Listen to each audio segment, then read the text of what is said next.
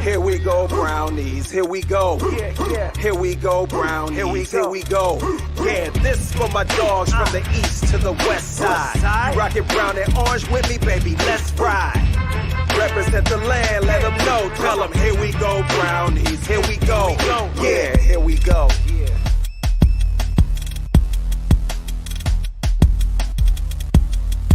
Join the Dog Pound on the road this season with True Fan Travel, an official fan experience partner of the Cleveland Browns. Travel to stadiums across the country with other Browns fans and experience the games like never before. This trip includes everything: a private charter flight, hotel, an all-inclusive tailgate, game tickets, boat party, transportation, and more. Cheer on the Browns in New Orleans and party with Cleveland Browns legend Kevin Mack. Visit TrueFanTravel.com today and reserve your ultimate Browns travel package. Welcome in, everybody, to another episode of the Here We Go Brownies podcast. I'm Ali Heisong, coming at you live from Pensacola, Florida. Joined with me, as always, out in beautiful Cleveland, Ohio, we've got Dustin. Dustin, how's it going?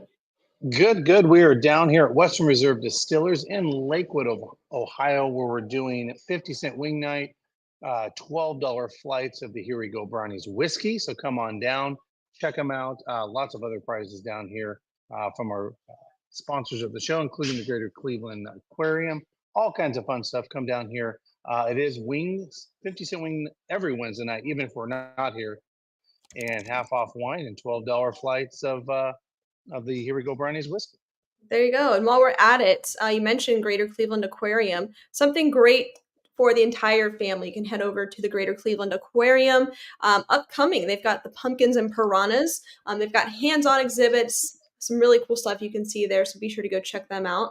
And Dustin, tell our listeners about Lady Caroline. Yeah, Lady Caroline, they're going to be having their Halloween cruise and other cruises that'll be coming up throughout the fall and into the early winter. And by the way, if you have a company party or you just want to private book Lady Caroline, you can do that as well, which I think is kind of cool. You can kind of just rent your own boat and go out on Lake Erie. There you go. There you have it. Really excited for the show tonight. We didn't go on over the weekend because I was traveling. My sister got engaged, so I was on the road. So congratulations to Isabel and Chad. We're really excited about that. But so much has happened since the last time we got behind the microphone, Dustin. But we're really excited because not only do you get our just wonderful perspective on the Cleveland Browns, you also get Joe Thomas a little bit later in the program. And trust me, it is invaluable. If you know anything about Joe, he is so meticulous with everything that he does. Obviously, he was the best left tackle ever, especially for the Cleveland Browns. But he was so meticulous with that, so meticulous with the way that he just gives interviews, down to talking to us. It was really great. So look forward to that. And he's always honest and straightforward. Yeah, so it's really cool. Stick around. We'll bring that interview on here in just a little bit. But we've got some things to discuss. So let's go ahead and get into it. The news today out of Cleveland, out of Berea, is that Kevin Stefanski will be turning over play calling duties to offensive coordinator Ken Dorsey. I have a couple of thoughts on this. I want to turn it over to you first. What are your thoughts? Okay, so if I'm correct, Mr. Dorsey was hired to run the Deshaun Watson type of offense that makes Deshaun Watson comfortable. The week after Deshaun Watson gets hurt, Jameson Winston comes in, who's more comfortable under the center, and now we have Ken Dorsey calling plays. It just seems the timing. I can't make this stuff up. I can't make it up. And I got to be honest. I watched the Kevin Stefanski press conferences. Uh-huh. He just doesn't seem, and nobody likes doing a press conference when you've lost, I don't know what, 5 in a row or whatever it is. It's terrible. Like, you don't want to roll out there, but you can just tell he is not having fun. He's not having fun doing press conferences. And again, I don't know. I mean, I don't know if this is coming from above. I know the fan base has been yelling this for 2 years, right? Or how many years? Turn over the play calling, turn over the play calling. The timing is just weird to me, I guess, in a different way, just because of the scheme and new quarterback. It just doesn't make a lot of sense, but maybe it's pressure from above. And he said today, I want to spark the offense, and maybe that's just what he's doing, is to spark the offense and change it up. So, my first point is this is long overdue. I think every Browns fan, one, we can identify that yes, Kevin Stefanski is a two-time Coach of the Year, and we're not taking that away from him. He's done great in previous seasons. Obviously, the season has not gone the way that anybody anticipated that it would. But even during those seasons where things were going really well, we still said, "Hey, turn over your duties," because we are kind of sick and tired of after anything happens, we see this. Head right back in the playbook. So I think this is long overdue.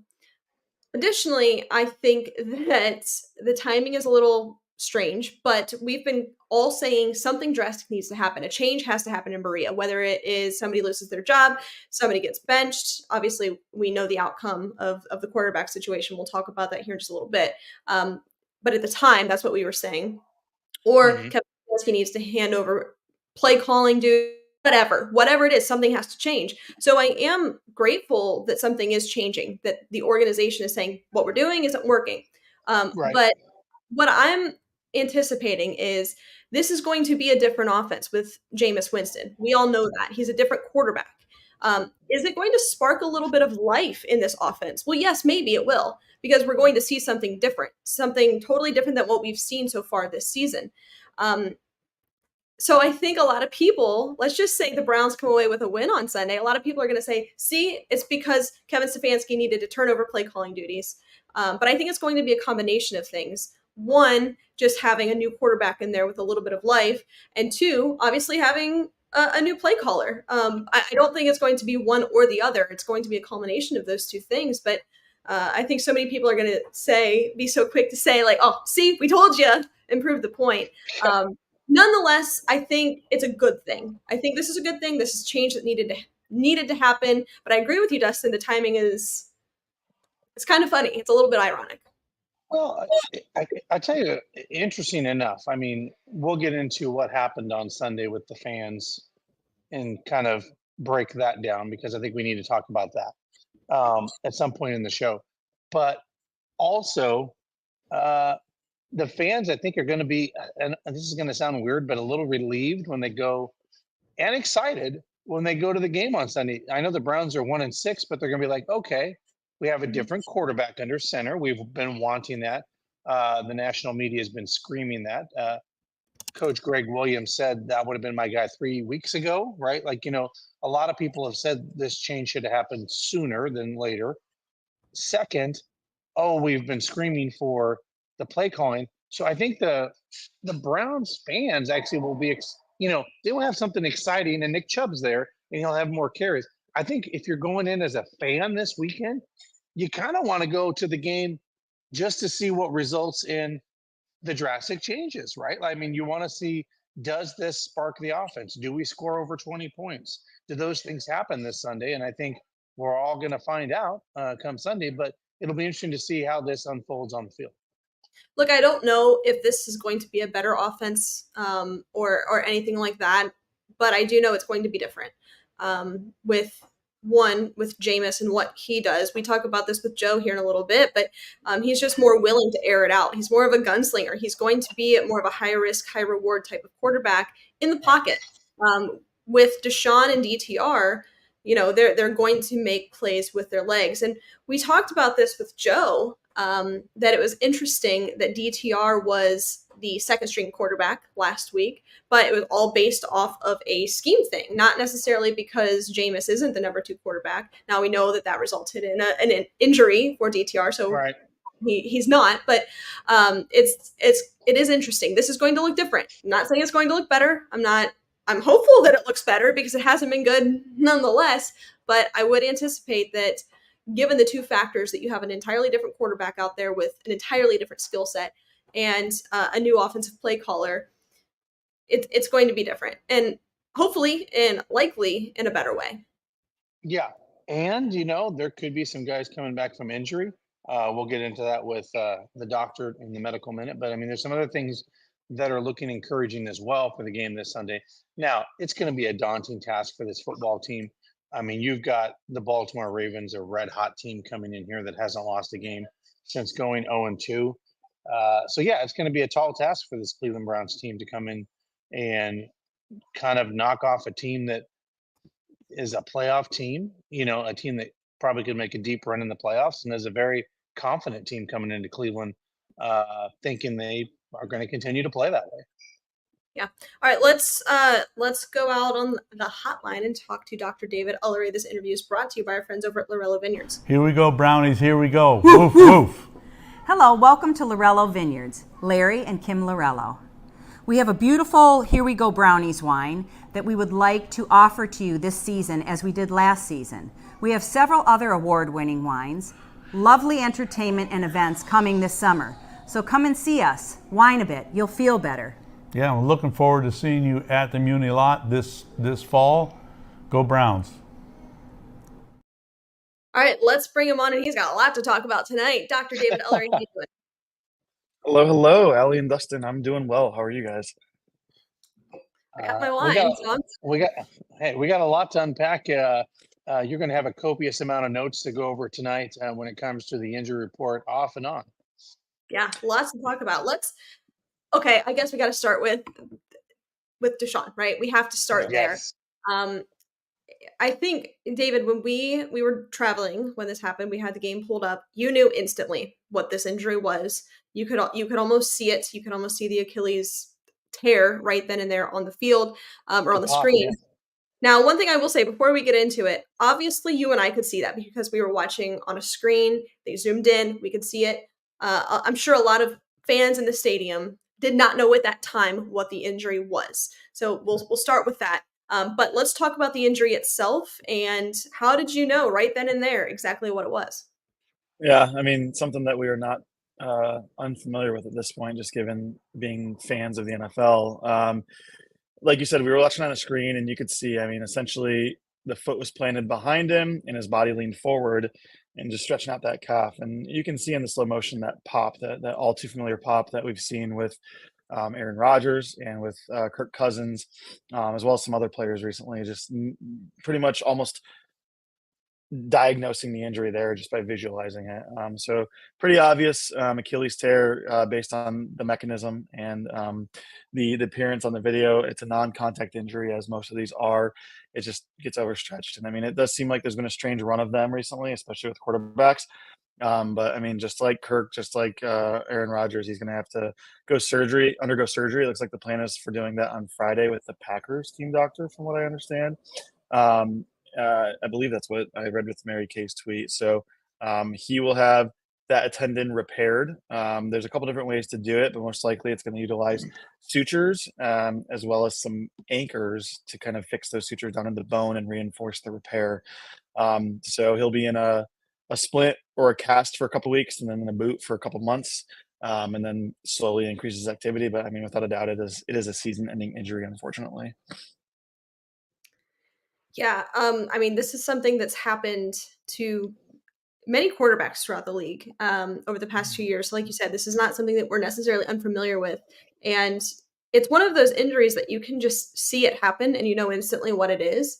Why do you think it is? Like, I feel like I'm sure this isn't the case, but it just seems like this has become a more common injury. Like, I can't recall like 10, 15, 8+ years ago watching and seeing this many Achilles injuries. Now, I'm sure there were. I just wasn't watching and I wasn't paying attention, but it just seems that this is becoming a very common injury in quarterbacks.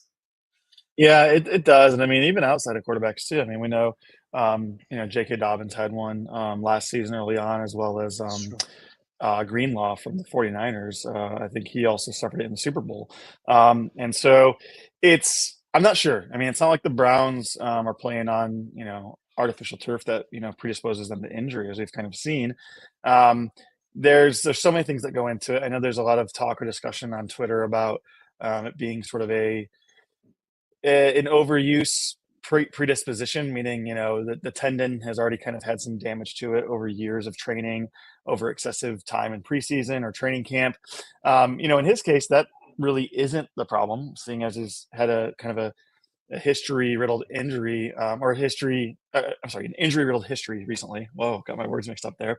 But what I will say is that this injury in the civilian population, or even in my military population, it's one that we see in men who are typically nearing middle age. And I'm not calling Deshaun middle age by any means, but from a football standpoint, he certainly is. And so, I see it commonly in guys in their 40s who think they can still go out and shoot hoops and they can't. And so for, a football player, I mean, think about the guys that it's happened to recently. Aaron Rodgers, who is the oldest quarterback in the league, besides Joe Flacco, I guess. And then Kirk, who has been around for a while and is no spring chicken. And then, of course, Deshaun, who's been here for almost a decade. And so the most recent ones in memory have happened to quarterbacks who are nearing the later half of their career. And when you add in Deshaun, it's more along the lines of, I mean, he probably just, he's going full bore. He's going full go, and he hasn't had consistent play year in and year out for the past 3 seasons. And so it may have been an underlying sort of tendonitis or tendinopathy that just, enough was enough, and it was the final straw that broke the camel's back, so to speak. But either way, I don't know if we have a great reason or scientific backing for why it seems to be occurring so much recently. But certainly, like, it does feel a little bit more prevalently as of late. I'm laughing because I see Alex here in the comments. He says he had an Achilles injury and then says playing men's basketball. There it is. And then our is. James, he says, I'm 35. Should I ease up on skateboarding? Yeah, I mean, unless you are making money like Tony Hawk, James, I would And then definitely. Alex says, Tony Hawk retire. I would definitely recommend maybe easing up because, I mean, not only Achilles, but broken bones happen frequently and concussions. So, David, I have a question for you in regards to the procedure. There was some going back and forth. Should Deshaun have the same type of procedure that Aaron Rodgers had, that quicker, short, versus the traditional surgery? And it looks like he's leaning towards the latter, the traditional one. Is there any research that shows, I know it's more of a newer procedure, is there any research that one's better than the other one? But it seems like some of these athletes are trying to go that shorter route to get back on the field. I was just curious if there's anything out there from your diagnosis and from what you've seen. Is one better than the other, or is it? sorry about Yeah, no, that's a good question. Sorry, I got some barking dogs out here now. I think that's a good question, and I think that in terms of like what the surgeries actually do and what you can do with them, it's what do I want to say? It's not necessarily that it is a quicker procedure. Now, I know we all thought that Aaron Rodgers was going to come back last season and he was cleared to play, and there was this whole. I mean, we talked about it on the show. There was this whole possibility that like he is going to be playing in like 3 months after his repair. Obviously, that didn't happen. And so I think in terms of the type of surgery, I mean, we technically, with any surgery we do, we always sort of claim or refer to the gold standard. The gold standard meaning it's tried and true. It's what we've done for decades. We know it works. And in this situation, much like any tendon repairs, there's a couple different ways to do it. I mean, there's many different ways to skin a cat, if you will. And so I think the more traditional kind of repair that they're referring to is just a bigger incision and looking right at both ends of the tendon and using sutures on both sides and then tying them down. It's a quick surgery. I just did one with my partner on Friday, and I think we were in and out in under an hour. I mean, it's a quick surgery to do, but it has higher complication risks. So it's a bigger incision. And there's not a lot of soft tissue between the tendon and the skin and the back of the leg there. And so there's a higher risk of wound complications, infections, and things like that versus what you're referring to as a newer or more updated technique, which is more of a percutaneous repair, meaning smaller incisions. I've done both, and I think both have their merits and their values. At the end of the day, the repair ultimately, though, is very similar. I think when we talk about Rodgers' repair, the idea that maybe it was something you could recover from quicker and play from quicker, depending on which leg it is and what hand you use to throw as a quarterback, is the idea that the repair is reinforced. And so classically, we take sutures, we kind of run them up and down both sides of the tendon, and then we bring the tendon back together and tie those sutures together so it kind of, the ends kiss. We do that similarly with the way that Aaron Rodgers had it done, but there's 2 extra sutures that kind of run down the length of the tendon, and those get anchored into bone through essentially what look like drywall screws. That's what I like to tell patients. They look like a drywall screw. It goes in the bone, and it kind of reinforces that repair and makes sure that that tendon that wants to retract because the muscle's pulling on it stays put and enables it to heal faster. Not heal faster, but reduce the risk of the tear reopening. And so it doesn't necessarily mean that the tendon heals faster. That's not what studies have really shown, but there are maybe some instances where it's a faster or quicker return to play just because there's, in theory, a little bit stronger reinforcement to that repair. It happened in October. We are, 6 weeks into the season. No matter which one he has, he's not coming back by playoffs or Super Bowl, even if that were the case. So it's really just kind of preference and what his surgeon is most comfortable with doing for his repair at this point. I'm sure this kind of goes along with that answer, but does the tendon keep rolling up until it's actually prepared? So is like surgery a pretty immediate thing after the injury? Yeah, we try to get to it within a pretty quick time frame. Part of it depends on the body part and how much swelling there is, because if the leg's really swollen, you don't want to do surgery and then not be able to repair the wound back together. But yes, to answer the question kind of, in short, the tendons have a propensity to retract because they're kind of like rubber bands or a bungee. And when you cut it, it retracts and the muscle kind of shortens. And sometimes, it will retract further, but the bigger problem is scarring down. It can scar down and be hard to pull it back down to where it's supposed to go. So the longer you wait, the more adhesions there are, the bigger incision you might need, the longer the surgery might take. So if you get to it sooner, you can usually get it down back to where it's supposed to go with a little bit more ease. So there's less bleeding, smaller incision, smaller risk of infection, and things like that. And to answer your other question, it absolutely could be, Joe. Obviously, we've seen 2 quarterbacks now and a running back this season all come back from it and have, pretty good seasons. I mean, especially J.K. Dobbins. I mean, he's been running with his hair on fire out there. As for Rodgers and Kirk, I mean, they're tried and true. Like, they're veterans. They know what they're doing out there. But I mean, all 3 of them have returned and played to almost the same level of play. J.K. Dobbins is hard to say because he hasn't had much playing time in the NFL with his other injuries. But for Kirk and Aaron's definitely not having his best season. But part of that may be scheme, could be there's a whole lot of things that go into that. Physically, though, he looks great. I mean, he's moving around. He trusts his leg. He has the power still. I mean, you see him throwing rockets out there still. And so it can be career ending. And I think, we've talked about this before. There is a lot of the way that you approach an injury and the recovery has an influence on your outcome. There is something to positive thinking and having a good attitude when it comes to recovery and motivation. And I think that's going to play a pretty big role here with Deshaun. I mean, he was motivated to come back after the shoulder injury, so there's nothing to say that he won't be motivated to come back now, but this is a lot that he's had to deal with throughout his career from a physical standpoint as well as a mental and emotional standpoint. And so it can not only be career ending physically, but it could also be career ending emotionally too, just because of that mental fatigue that it's going to cause having to go through another year-long recovery process. In addition to everything else that he has to deal with. So yeah, that's a good point. Let's turn it over to DTR. Dean asks, how is DTR's finger? I'll turn it over to you, David. Well, he was a full participant in practice today, which is a good sign. They've kind of alluded to the fact that he is not going to need surgery, but as we've seen, they've already named Jameis the starter for Sunday. It's still determined who's going to be number 2 on that depth chart, whether it is DTR or the new acquisition, Bailey Zappi. But it sounds like things are overall optimistic for DTR. Essentially, what he had was a jammed finger. We've all been there doing that, whether it's playing basketball, playing backyard football. The ball literally hits the tip of your finger and jams it.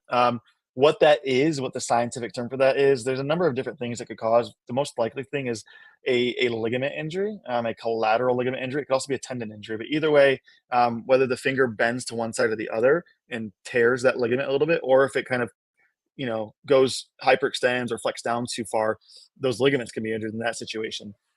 It can be potentially devastating for a quarterback because if you hyper flex your finger too far or extend it too far, you can pull the tendon off the bone. And that's something that requires surgery and a pretty lengthy recovery because it will definitely impact grip strength. But it sounds like for him, obviously grip strength is impacted because it is an injury, but it's a partial injury, a partial tear, doesn't require surgery. It's just going to take some time to heal. But there's no doubt that barring any other setbacks or injuries, we'll see him back out there throwing the ball this season, but just not this Sunday. Cool. A couple other things. Unfortunately, Nyheim Hines was not elevated during his return window, so he will not be available this season.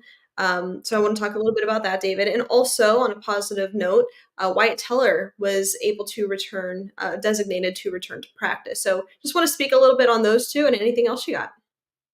Yep. So starting with Nyheim Hines, like you talked about, he was activated for his return the same time Nick Chubb was. And obviously we've seen one come back and the other will not be coming back. What that means is he missed that 21-day window. And so he has to be placed on the season-ending IR, essentially, or the terminal IR, if you will. And so it's I missed that one. I don't know what that one said, but I saw you smoke at it. Your finger when you bent it. Said it hurt. I'm good. No issues here. I still got them all. I'm still working. But yeah, so for Himes, that's pretty disappointing. He was, hopefully going to play a role for depth at running back as well as returner. And he's not going to get to do that this season. And it's likely it's amazing because in terms of timeline, we kind of hoped it would be similar to Nick Chubb. But you can see that not every injury is the same and not every recovery either. I'm trying to remember exactly when Nyheim's injury occurred last season. It was this will be his second consecutive season that he won't play. That's right. Yeah, it was July 2023. Yeah, so he didn't play all of last year, and now it won't be all of this year. And I mean, as far as I know, go ahead. Jet ski incident. Yes, it was a jet ski incident.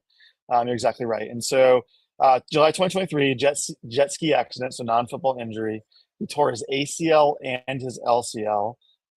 And like we said, he's also not returning this season now. And so, his injury was slightly different than Nick Chubb's. Nick Chubb's was the ACL and the MCL, or the medial collateral ligament. Hines was the ACL and the LCL, or the lateral collateral ligament. In terms of nomenclature and what that actually means, it could have included some other ligaments in the back outside part of the knee. But either way, both of those are multi-ligament knee injuries, which are both pretty significant injuries. And it just sounds like either Hines's was more significant or there's other structures that are damaged that we don't know. Uh-oh. We lose him? Uh-oh. He's frozen. I'm gonna kick him off until he comes back. Is he back? All right, he's back. Can you see me? He's still frozen. He's still frozen. All right, David, are you here? Can you hear us? Trying to come back. Okay, there he is. All right, I can hear you. All right, cool. There Beautiful. Can you hear me? Yeah. Keep rolling. Yeah. I don't know what happened there. Sorry about that. So, there might be other structures that were damaged, whether it was the cartilage or meniscus as well, although they didn't say that it was injured. But the fact that he has now gone 2 straight seasons without playing is pretty it's pretty disappointing. That's funny, Jim. Pretty disappointing and can be kind of portend a bad outcome here in the sense that he may not return to football. If he's not able to get back now over 12, 13, 14, 15 months from his injury, but we see Nick Chubb doing it in less than a year. Again, Nick Chubb is a superhuman. He's different than any other running back out there. But I mean, this is also a professional football player. So it certainly doesn't mean that he will not come back. But the fact that he has not been able to return for this season is a little worrisome that it may be more of a long-term problem for him. But I mean, I always tell my patients, it's a year to return. And I mean, he is now a year and 3 months. And so we'll see how he does the rest of this offseason, but we're probably not going to see him back in a Browns uniform unless they really have a strong desire to sign him again. And it's going to be tough for him to find a job elsewhere too, I think. It's tough. That's tough. All right, David, this was great. Thanks for making us all smarter. We appreciate it. Do the finger thing real quick. Was it this one? I don't know what you did. Just do a couple. Yeah, there it is. Oh, yeah, that actually does look weird. That's weird. Doesn't even hurt. It doesn't. Yeah. Oh, there it is. There he is. There's my guy. All right, David. Hey, Troy Heisling would be really proud of that. All right, David, thanks for joining us. We appreciate it. Go Browns. Go Browns. All right, that was Dr. David Ellery. That was brought to you by our friends over at Lorello Vineyards. We want to give a shout out to our friends over at Stadium Mustard. Guys, if you don't have Stadium Mustard in your kitchen this season, you're doing it wrong. The iconic brand, the iconic taste. It's beloved from ballparks to backyards and everywhere in between. Stadium Mustard is a smooth brown mustard, rich in both taste and tradition. And by the way, it's loved by millions, so be sure to head on over to stadiummustard.com to shop now. So we are going to welcome Joe Thomas on here in just about 5 minutes. Dustin, just a few other things I want to touch on. One being the Deshaun Watson situation. I know we just talked about it with David, but I think we do need to address that. You were at the game. Talk to us about what that was like. It was weird. Fans sometimes, I'm not saying we're always right? In our reactions to things, but sometimes we're not wrong, if that makes sense. And what I mean by that is specifically, this is a very frustrated fan base, clearly, with the way the season was going. They booed him. I mean, they booed him as he ran out onto the field. And I think we talked about this. Are they going to announce the offense? Because you're just kind of setting yourself up for not such a good pleasantry with the return of Nick Chubb. But they did, and they did all that. Now, with that said, there was a lot that happened near the end of that first half. You had some fans cheering, some fans booing. It was very weird. I got to be honest, I've never been in an environment in a sports arena where you had people saying, "Shut up, stop it, he's injured. That's poor form. We're better than that." Because you don't even do it to the opposing team, right? If a guy is injured, you just don't do that, right? And I really do feel that these fans were emotionally just venting, to be quite transparent. They had enough, and they said, "We're pissed, we're mad, we have all these emotions," and it just kind of unfortunately spilled out in that moment. And then, of course, we saw the other piece of that, where you had folks like Winston coming out and being very forthright in his dialogue. Myles Garrett coming out with his dialogue. So it was a very weird week with what happened with the fans. And if you listen to the national media and stuff, they kind of call it kind of how I did. It's like, yes, you can't do that, but also I can't blame them because they're just madder than hell right now, and they're very frustrated. Yeah, I think it's a couple of things. First and foremost, let me start with this. I will never tell you how to fan. When we started, when the trade happened, when Deshaun Watson came to Cleveland, I said, look, have your opinions. We're going to continue to do this show and talk about it, in a way that is comfortable for me. I mean, I've been vocal on this podcast. I didn't like the trade. I didn't love it. Yeah. However, I'm not going to tell you how to fan. If you want to leave, now, go for it. If you want to stay, go for it. It's okay. And I'm going to say the same thing now. I'm not going to tell you how to fan.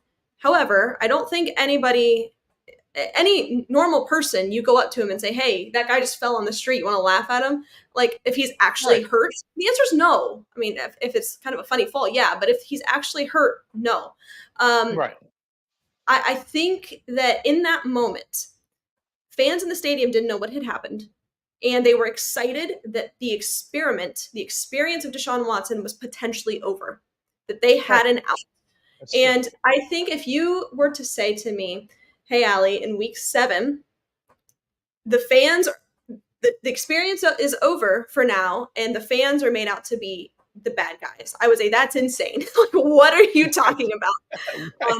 The fans that brought this team back after they left for Baltimore, the fans that advocated for this team to be brought back as the Cleveland Browns, it's the same colors, the same tradition, same everything. The fans did that, but now we're the bad ones because, we have to voice our concern. And I think you're right. They were voicing their opinion. Now, probably most of them in that moment didn't know exactly what had happened. They were not privy to the information that I was when I was watching the game. Right. I saw immediately that's an Achilles at season ending. From what I've heard, and I don't know if this is the case, when the cart was brought out, most people stopped cheering and correct. About what happened. I can tell you anecdotally from a stadium standpoint, that is correct. Yes. Yeah. And I would anticipate that most people that are, there are good people. They're not going to be cheering for anybody to get hurt. That's not what anybody Right. wants. Even if But they it's Joe Burrow. Even if Yeah, it's Joe no Burrow, matter that's who right. it is. No, Right. nobody wants to root for an injury. That's not who we are. I mean, we love our team. We love our players. We just want to win. And we've been deprived of that for 25 plus years, And except for maybe 1 or 2 seasons. Yeah, we're going to have a couple of beers and get pissed. as I say, Allie's entire lifetime. Yeah, I mean, yeah. So, look, personally, I, of course, do not condone cheering. I wouldn't do it. But I can see how it happened, right? I can Right. see how It we was got here. weird. It was weird. And I really do. Unfortunately, Go ahead. I was just gonna say, unfortunately, the ownership in this front office put fans in this position. They could have made the choice sooner to sit Deshaun Watson or make drastic changes. Like we said prior, maybe it's not sitting Deshaun Watson. Maybe it's Kevin Stefanski giving up play calling. Maybe it's this. Maybe it's that. Do something. They decided for 7 weeks that they didn't need to do anything. What they were doing was fine. And unfortunately, the universe came up with an answer for them. And then the fans are made out to be the bad people. Now, I don't necessarily agree with that, of course, but that's the position that we're in. And I think now that this is over for the season and possibly over for good, we'll have that conversation at another time. The fans do feel a sense of relief. This didn't work. It wasn't working this season. And I'm sure a lot of these people were drunk, had some beers in them, didn't make the right choice in that moment. But for the most part, I would say you talk to 9 out of 10 fans there, they're going to say, yeah, I wouldn't do that. I wish I wouldn't Well, have done it, or whatever the situation is. yeah, and I think it even goes a little further than that. We're a fan base that, I'll just call it for what it is. We're a fan base that gets poked at in the national media, that says, look, the Browns made this decision and it has come back to haunt them. And look, it's happening over and over. And for the last several weeks, every time a Cleveland fan turned on the television, they got to hear the national media, sports media. Now, I'm talking just not local, but national, saying, why have they not set him down? What are they doing? Why is Stefanski rolling? I mean, like, they've heard this over. They Yeah. were, And yeah, the universe made this decision for them. right. The ownership, front office, coaching staff, I won't say it could have been prevented because, like, you can't predict injuries or anything like that, but things could have been different. Tough. That's tough. We'll talk to Joe Thomas about it here in 2 minutes, but I think that we're going to see a different offense out there on Sunday. I think that there is going to be a little bit of a just weight off of some people's shoulders, almost like Yeah. even the coaching staff, that they can maybe be a little bit more. I don't want to say creative because they were creative, but just carefree in a sense, that just go out there and do Yeah. it because what do we have to lose now, kind of thing.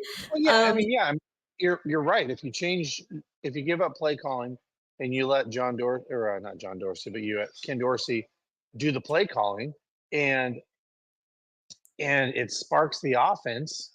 Okay, you're 1-6. You also want to see what you have in Jameson, because we'll talk about this on a different show, what that means for the quarterback position for the Browns going forward, because this is a team that more than likely is going to have a top 10 pick in the draft this year. And you're going to have some real soul searching to decide what you want to do at quarterback under center in 2025 for the Cleveland Browns. yeah. All right, let's go ahead and first off, Shannon. I like that. Except I don't want to.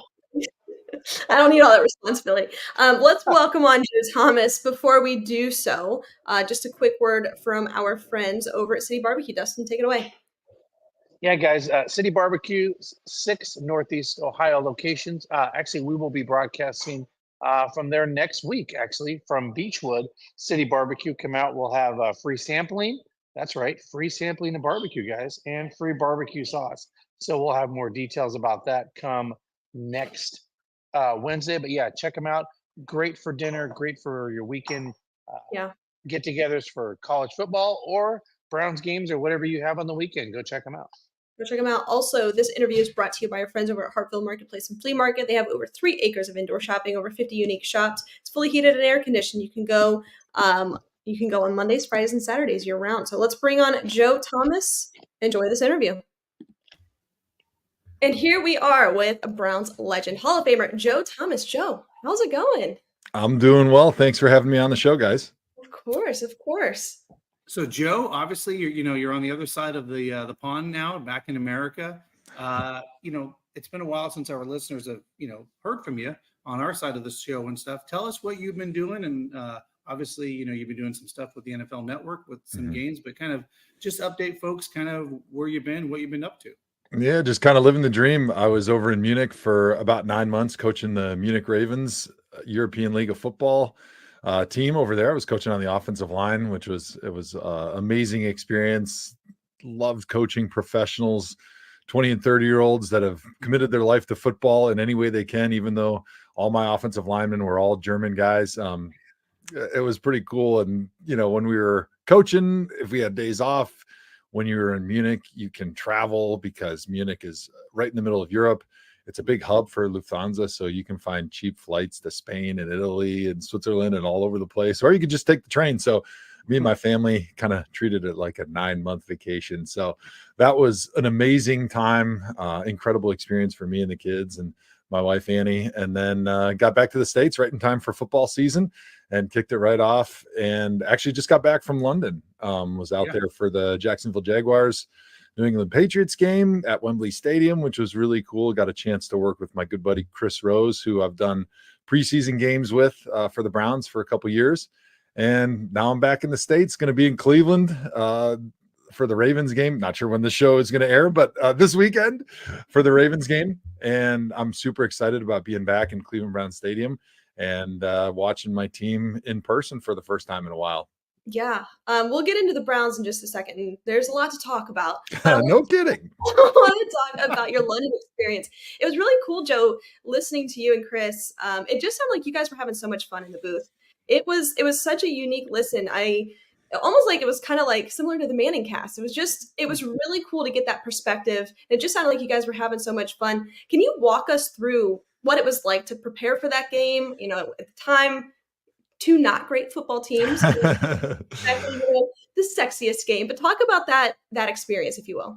Yeah, that was an awesome experience. But the NFL Network crew that was producing it the whole week talked about, hey, it's BYOE, bring your own energy, because you got 2 1-5 teams, but it's the only game on in the country, in the world, really, of NFL in the moment, because we played in the afternoon in London, but it was on at like 9 o'clock stateside. So it was a great opportunity for me and Chris, but we knew that, all right, the game might not have the fireworks going into it because of the record of the teams, but we want to have a lot of fun with it. We want to lean into the things that him and I do well, which is we're buddies. And when you listen to us, it's like sitting next to a couple guys at the bar talking about the game. And I think that's what we really wanted to allow to come through the screen for the viewers.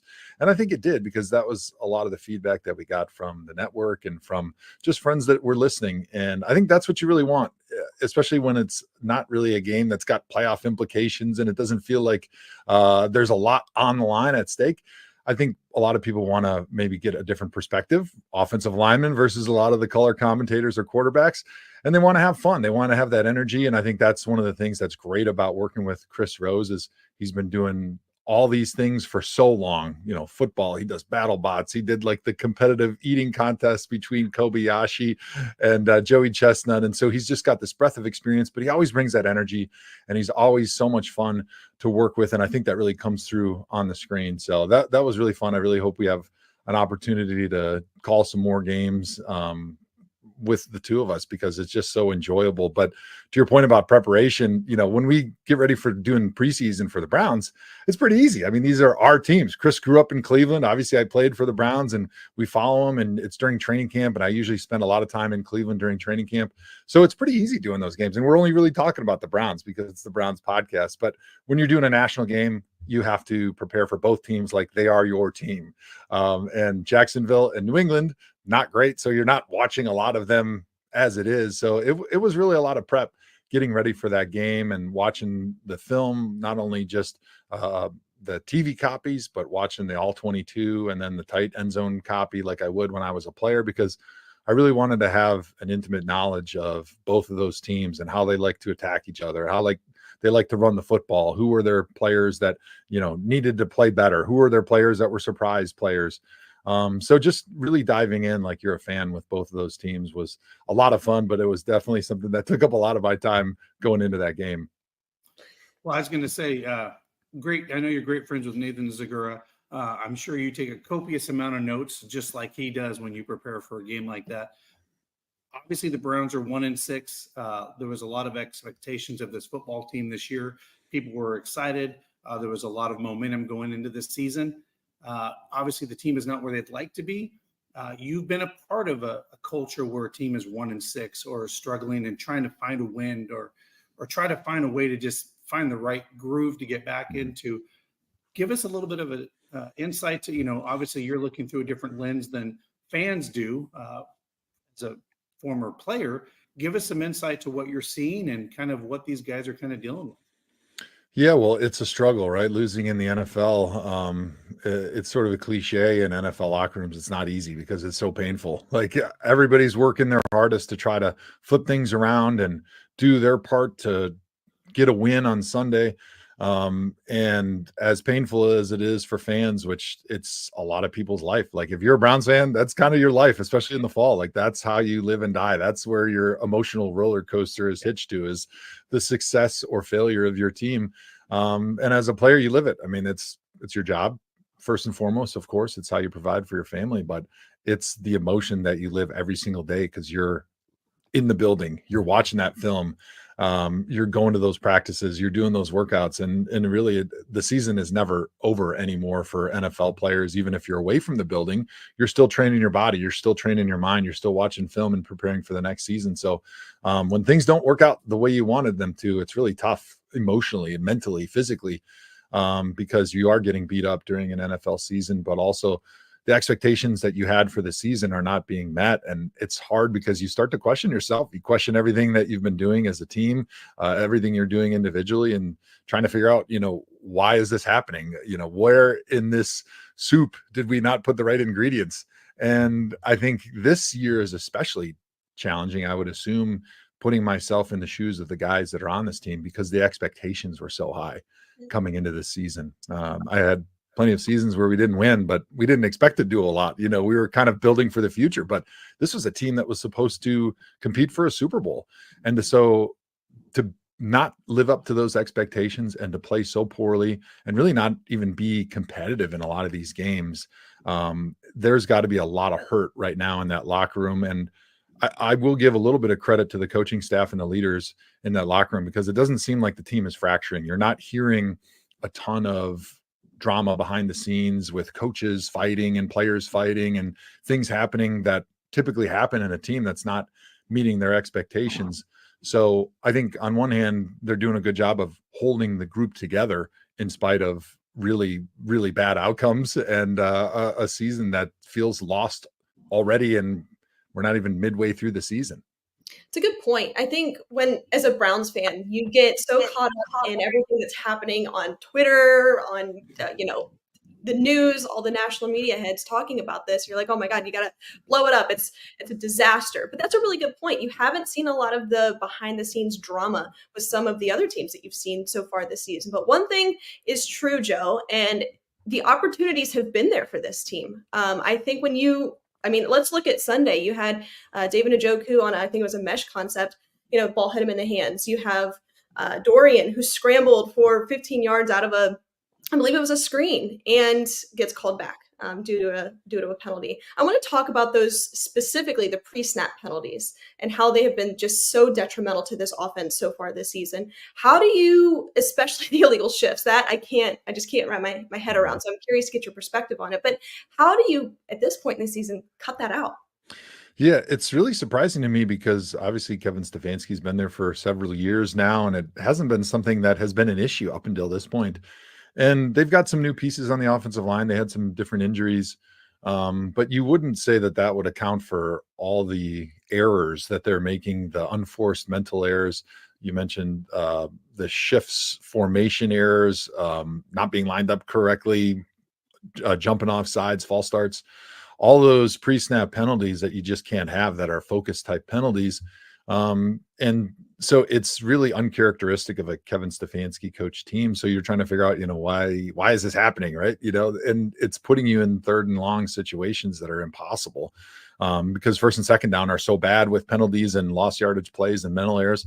And so I think a little bit maybe on the offensive line is that you lost both your offensive line coaches, Bill Callahan, Scotty Peters, both now head offensive line coaches at Tennessee and New England, respectively. And they were fantastic offensive line coaches. I mean, some of the best in the business. And so I think when you switch coaches, it's not an indictment of their current coach, but the performance hasn't been there quite as much. And I think part of that could be is you do have a new offensive coordinator with Ken Dorsey, who's bringing in some new concepts. So there may be some confusion there because of the new concepts.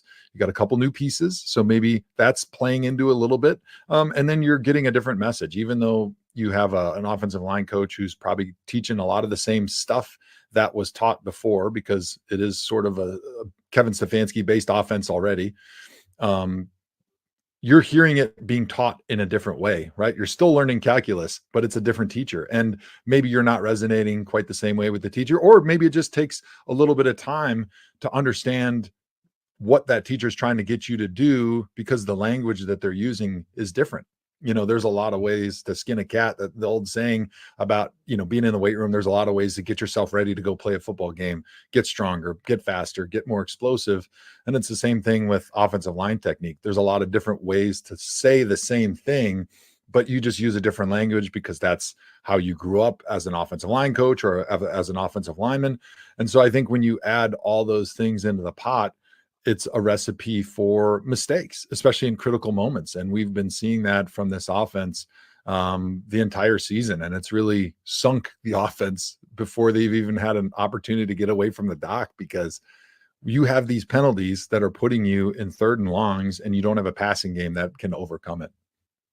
And prior to, Nick Chubb's return, you were forcing, it was an inefficient offense. You are, every single time you're running out there, you're passing on 1st down, it's incomplete, or maybe it's due to a penalty, 2nd and long, and then you're at 3rd and long. And then next thing you know, you're running the punt team out there. So it's just creating an inefficient offense, even when the opportunities were there necessarily. Go ahead, Dustin. Sorry, didn't mean to cut you off. No, you're good. We had former running backs coach Stump Mitchell on, and he spoke to this exact thing. When you're implementing a new offense and you have offensive players like Jack Conklin that haven't been in there practicing, getting those reps and being a part of this, it can be very difficult. And it seems like we're seeing a little bit of that with a new coach, new offensive line coach. Can you elaborate a little bit about that, to like offensive guys that are out, haven't been a part of this team, and then you thrust them back in there with a new coach and stuff like that, and try to go out there and kind of be on time and stuff, on the offensive line, the most critical part, keeping those guys protected.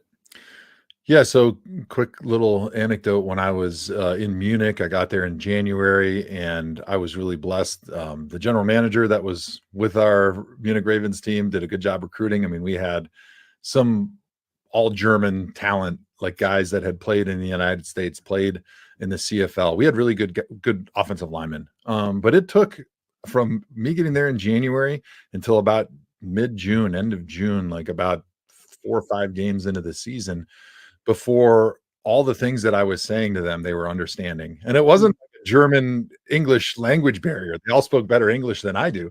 It was just a matter of they hadn't heard the coaching the way I coached it before. And so when you're at practice, you're telling them 485 different things to different players during a practice.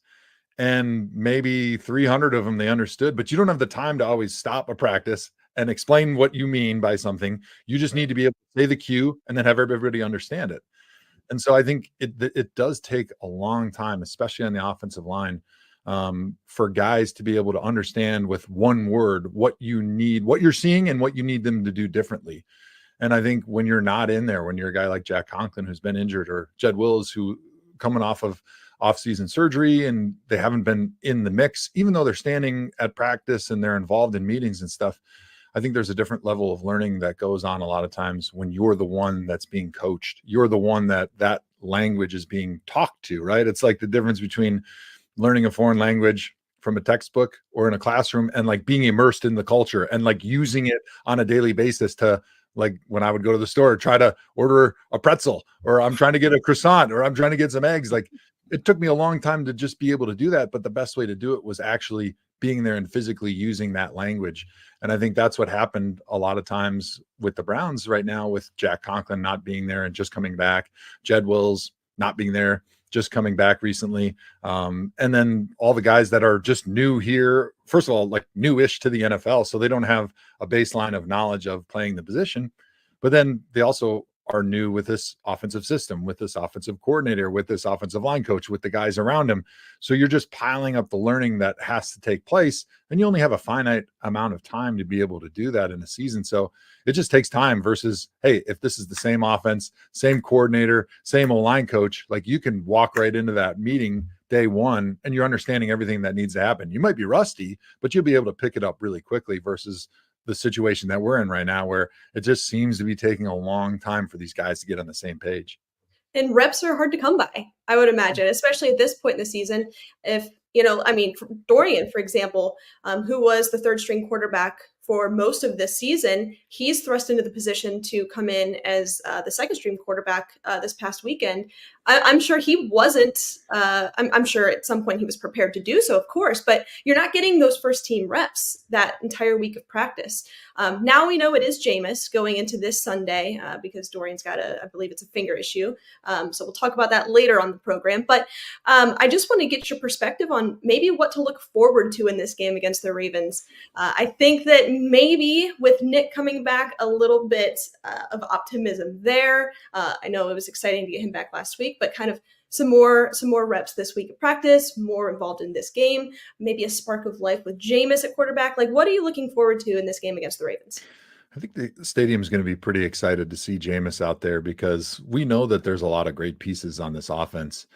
Jerry Jeudy, you got David Njoku, you got Elijah Moore, you've got an offensive line that you feel like can do some really good stuff in the run game. You got Nick Chubb coming back, and I think they probably didn't give him a full complement of plays in the game last week because they wanted to give him a little bit and then see how the knee responds. I tore an ACL in college, and as you're coming back in, they don't want to just throw you all in there and give you all 70 plays right away, because then what could happen is the knee could swell way up. You could get all sorts of soreness, and you could actually have a big setback that puts you out for like 2-3 more weeks just to let the knee calm down so it's not so angry before you can get back into training, and then you get yourself out of shape. So it's like a bad domino effect if you do too much too soon. So I think the exciting thing for fans is, one, you got Jameis in there. He's a high risk, high reward quarterback. He's going to throw it up there, right? He's not afraid to throw some interceptions, but that makes it exciting because hopefully now that'll unlock this offense a little bit. That'll force defenses to cover every blade of grass in the field because he's got a big arm and he's going to use it, right? Versus being a conservative quarterback, which is just going to kind of dink and dunk. Like Jameis is going to uncork the cannon. And I think it's going to give us an opportunity to see what this offense can be.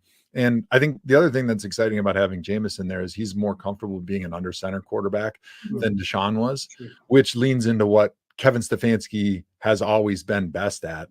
And I think they tried to incorporate a lot of stuff by bringing in Ken Dorsey in the gun for Deshaun with some of the zone reads and the RPOs and trying to do play action off of that. But play action is just always best done under center when the quarterback's back is turned to the defense.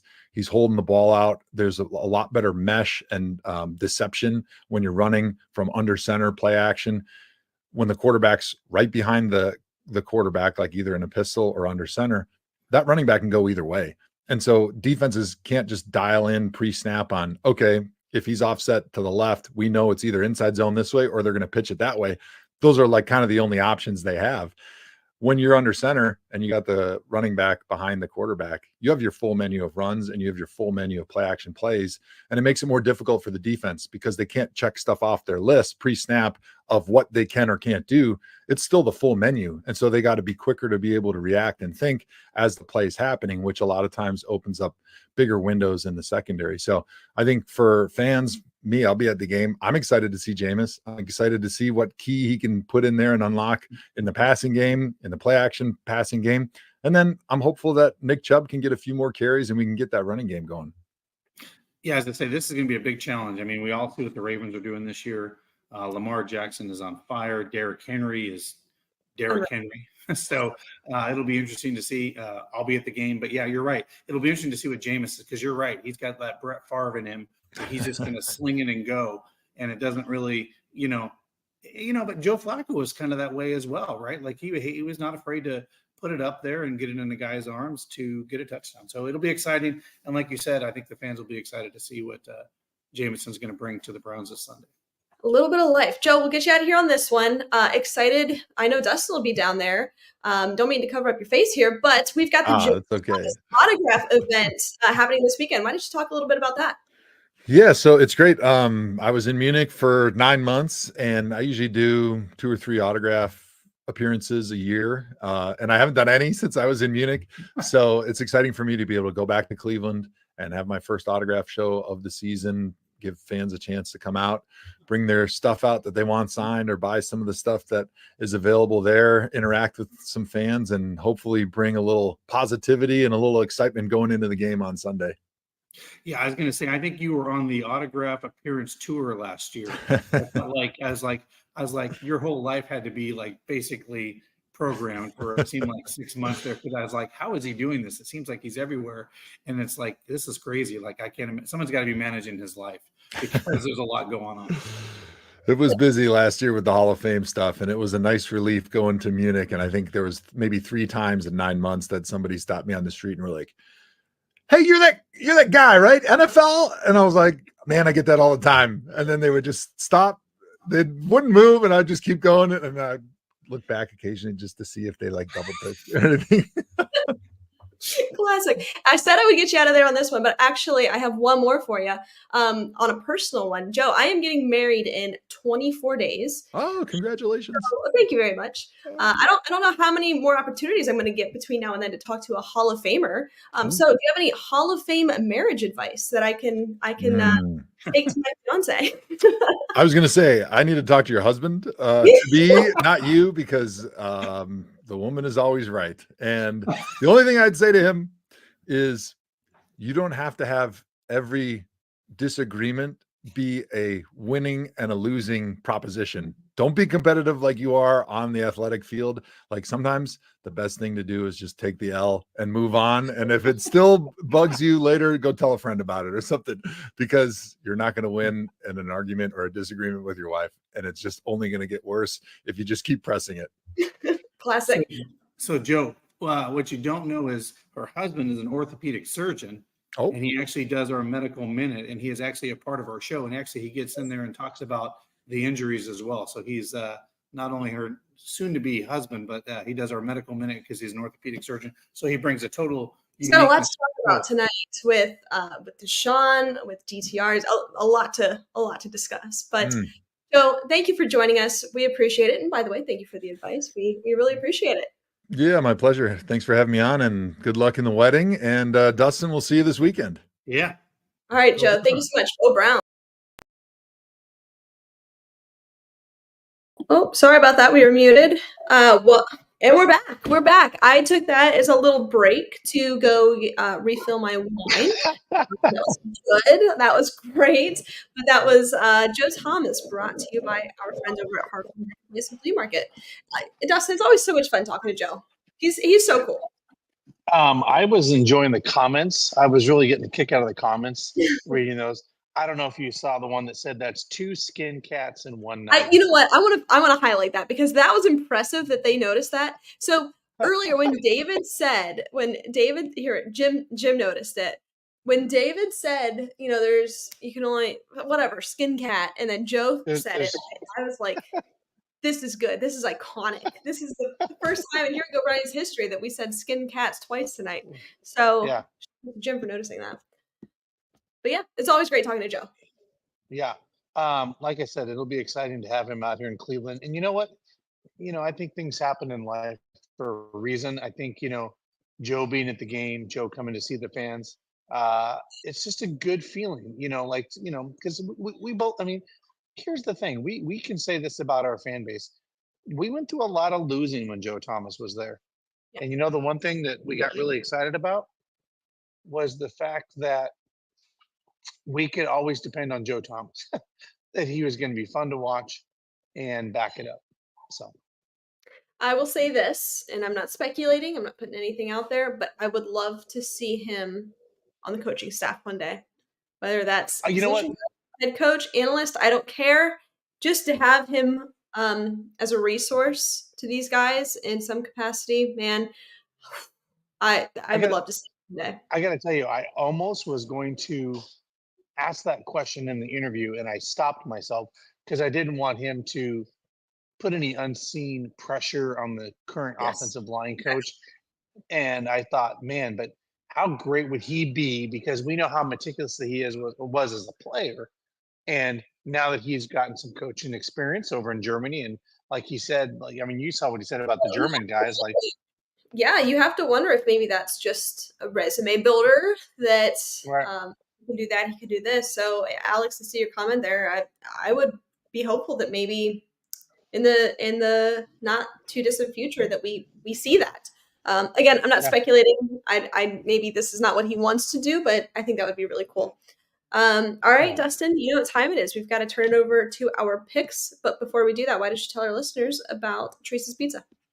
Yeah, if you guys haven't had Teresa's Pizza, go into 2 locations here in the greater Cleveland area, Mayfield Heights and University Heights. Go in, get some pizza. Great pizza for your weekend. Again, football, college football game days, Sunday college football, or Sunday NFL football, Sundays, Monday, Tuesday, Thursdays, whenever football is being played. And use the code BARK to get a Bark. great discount. That easy. Just Bark. bark. Yeah. Just bark. Just do it. Also, want to tell you about our friends at 5 Iron Golf. Guys, this is where golf is for everybody. It's all inclusive. By the way, it's inside. So right now, the weather's kind of changing in Northeast Ohio. Head on over to 5 Iron Golf if you want to swing some clubs. You can get drinks, you can get food, you can do it all. It's golf for everybody. So please be sure to go check it out. And before we get into it, also want to tell you about our friends at Believeland Landscaping, Snow Removal, and Pressure Washing. They can turn your outdoor space into a breathtaking oasis. They've been serving the Northeast Ohio area for over 4 years. They are your trusted partner for all of your landscaping needs, so be sure to go check them out. Cleveland Landscaping. Dustin, you ready to get into it? Yeah, just a couple of things I was going to say. Brownie 40, anytime you want to go to Cleveland, 5 Iron Golf in downtown Cleveland, use the code Brownie 40 for 40% off your hourly rentals. And then with the power washing, Believeland, we do have a giveaway that will be going through the end of this month, and then somebody will be a lucky winner to get a free power washing valued at over $500. So that'll be exciting. So. There you go. That's pretty cool. All right, Dustin, last week, I got you again. I am up 5-0-2 on the season. You are 0-5-2. So let's see if what you can do this week.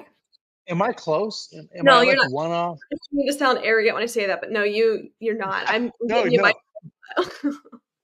Well, how much are you beating me by? Like a couple games? No, because no, most of them. Last week, I beat you 4 games. I think we picked 5 games. Yeah. Terrible. That's like the Browns. Okay, I'm playing like the Browns. So okay. You can't string these losses. I'm feeling optimistic this week. Let's kick it off. Thursday night football. Tomorrow night, Vikings at Rams. Who you taking? Vikings. All right. I'm going to take the Rams. And the reason I'm doing that is because any team that plays the Lions has a little bit of a hangover the next week and they end up losing. I'm going to stick with that data, and I'm going to take the Rams in this game. Then we go to Jacksonville, Packers at Jags. Who are you taking? Kind of weird because Jacksonville had a kind of breakout game. Yeah, well, and they kind of won in a kind of decisive manner. They did. I'm gonna stick. I know this is weird, but I'm gonna stick with the NFC North. I'm gonna go with another win, competitive division. I'm gonna go Packers. I agree with that. I'm going to take the Packers here. I think they're a better football team. Cardinals at Dolphins. Tua back? We don't know. We don't know, Tua is right? back. Tua is back.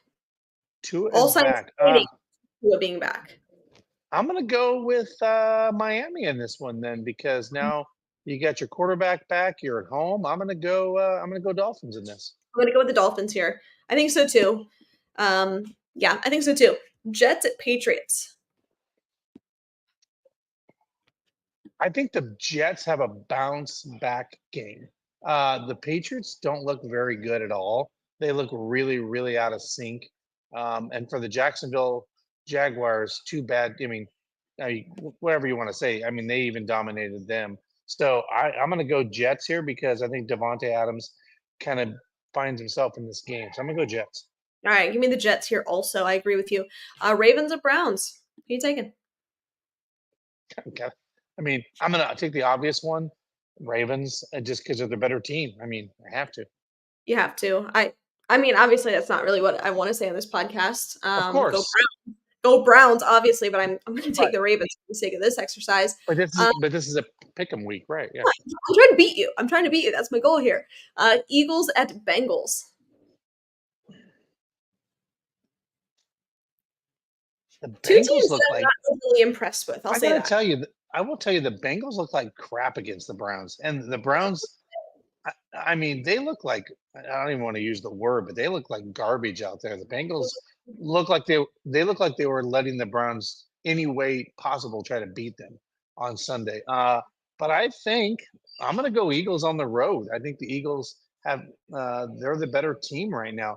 I don't think the Bengals they're right at all.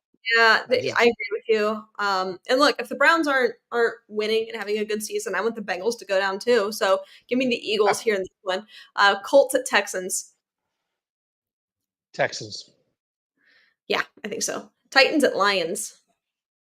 Lions. Lions for sure. Falcons at Buccaneers. Did we just watch Okay. this? What's Did that? didn't we just see this game like 2 weeks ago? Falcons at We Bucks. on Thursday Night Football. You're Yes. correct. All right. Who Give me you the sorry, I didn't hear you. give me give me the Bucks. Give me the Bucks All at right, home. I'm gonna take the Falcons in this one. Okay. Bucks, I mean, they're out. Mike Williams, they're out. Chris Godwin. I'm gonna go with the Falcons in this one. By the way, it's still Kirktober. I'm still feeling it. Saints at Chargers. Chargers are really weird right now. It's hard to. Okay. They need a weapon. They need a receiver. Yeah. Give me the Chargers at home in a squeaker. I think it's Yeah, gonna be an ugly game. I agree. I don't trust Spencer Rattler. Bills at Seahawks. This is gonna be an interesting game. I'm excited about this game.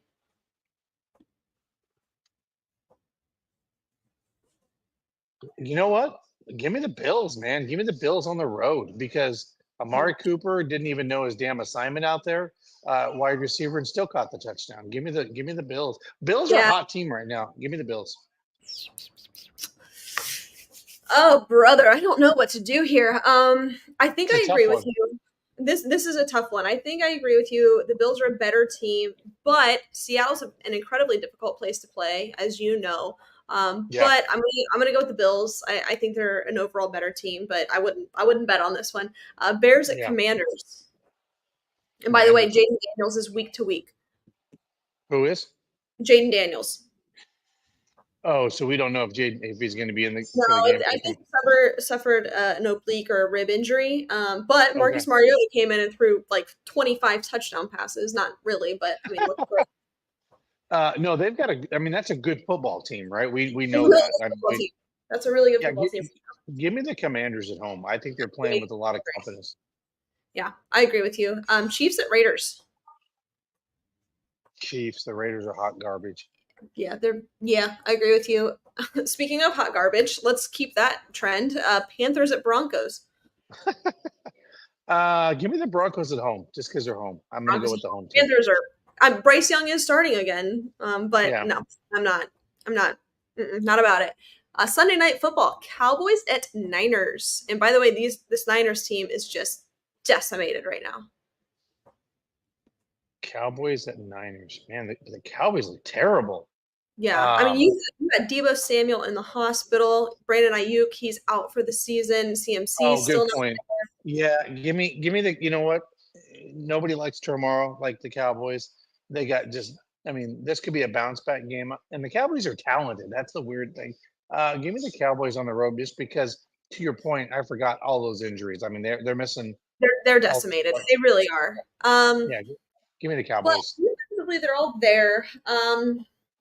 Man, I'm having a It's a hard time tough with this. game. This is It's a a tough tough game game. because I don't trust the Cowboys, but they're due to win a couple of games here, sneak into the playoffs somehow. Yep. I agree with you. Give me the Cowboys, even though I don't love it. And then Monday Night Football, you have the Giants at Pittsburgh. That's an easy one. Pittsburgh. Pittsburgh. It's working for them right now. Look, last week I said I don't know what the Steelers are doing, and I love it because I hate the Steelers and I want them to have quarterback issues. But Tomlin made the right decision. Yeah. Russ looks good out there. Russ looks good. I got to give him credit. Though it literally gags me. Can't do it. Yeah, But he started out rough a little bit, and then he figured it out. It didn't take long, and I hate to use this word, but Russ was cooking, as he likes he to say. was. He was, yeah. And you know what, Joe? I also hate taking the Cowboys and I hate taking Pittsburgh also, but my sole purpose is to just try to beat Dustin. I'm just here to beat Dustin. That's it. Hey, when That's you're it. 1-6, you have to find some fun things to. Well, get we it. only have 2 games that are different. I'm taking the Rams. You're taking the Vikings. I'm taking the Falcons. You're taking the Bucks. I said butts, so that's where they're at right now. All right, so all I need is the Vikings and the Bucks to win, and I'm in. Basically, Yes. unless I've had a Bucks win. unless we split, and then there's that stupid ass tie that we have. There's 2 ties turns into 3 ties, right? So, Yeah, that's true. All right, Dustin, any closing thoughts as we wrap up on a just no, beautiful this was it. Thursday evening? No, it's great. Cleveland, we got our Cavs. I don't even know what the Cavs score is. I think they're playing tonight at Toronto, so it's Yes, the opening of the they Cavs are. tonight. It is. They are up 33-32 going into the second quarter. Yeah, and then Friday they open up here in Cleveland. So just like the turning of the Guardians, but I got to tell you, this Guardians team, Cleveland, you got a lot to be proud of. Most of this team is coming back. They're young. We have a lot of excitement for our baseball team in this town. Hopefully the Browns can figure this out and see what they're going to do the rest of the year. 37-32, love it. But guess what? It's October, and I'm excited. That's crazy. I'm actually excited to go to the game this weekend because Winston is quarterback. Nick Chubb's going to get some more carries. And Stefanski's not going to have this week. So, hey, it's going to be a good Sunday. So join us Sunday for the post game so we can talk about what that new offensive play calling looked like. So that's going to be interesting. I'm really looking forward to our post game show. I think it's going to be a little bit different. Joe, I'm with you. I'm gonna have to drink a lot. It's just what we do. Drink responsibly. All right, guys. Thanks everybody for tuning in. I gotta go eat dinner. I'm hungry. Stay healthy, and as always, Browns fans, go Browns. Go Browns.